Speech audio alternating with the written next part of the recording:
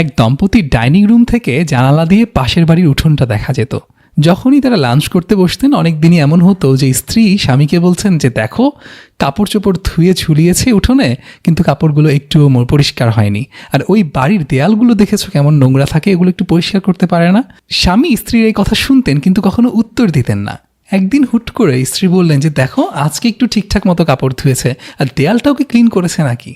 তখন স্বামী বললেন না, আজকে সকালে আমি আসলে আমাদের জানলাটা পরিষ্কার করেছি, জানালার গ্লাসে অনেক ময়লা ছিল, তো সেই ময়লা দিয়ে তুমি তখন দেখতে পেতে সব কিছু ময়লা। এখন যখন আমাদের গ্লাসটা আমি পরিষ্কার করেছি, এখন তোমার সব কিছু পরিচ্ছন্ন মনে হচ্ছে। আসলে সত্যিকার অর্থে আমরা আমাদের যে চশমা কিংবা যে জানালা, সেটা লেন্স দিয়ে বাইরের সব কিছু দেখি, এবং অন্য মানুষকে আমরা যখন দেখি তখন আমাদের নিজেদের কিছু প্রিকনসিভড আইডিয়া কিংবা নেগেটিভিটি কিংবা আনফুলফিলড ডিজায়ার থাকতে পারে, যে আমার কিছু পাওয়ার ইচ্ছা ছিল, সেটা ও পেয়েছে আমি পাইনি। এইরকম অনেক ইমোশন দিয়ে আমাদের যে এই গ্লাসটা ময়লা হয়ে যায় অনেক সময়, এবং অন্যের ভুল ত্রুটি আমরা শুধু দেখতে থাকি, কিংবা যে কোনোভাবে হোক অন্যের সমালোচনা করি নিজের মনে বা অন্যের কাছে। অথচ আমরা যদি একটা পরিষ্কার চশমা দিয়ে কিংবা জানালা দিয়ে মানুষকে দেখতে পারতাম, অন্যের দিকে তাকাতে পারতাম, তাহলে কিন্তু আমাদের নিজেদের ভুল হয়তো বেশি চোখে পড়তো, কিংবা অন্যের প্রতি আমরা বেশি অ্যাপ্রিসিয়েটিভ হতাম।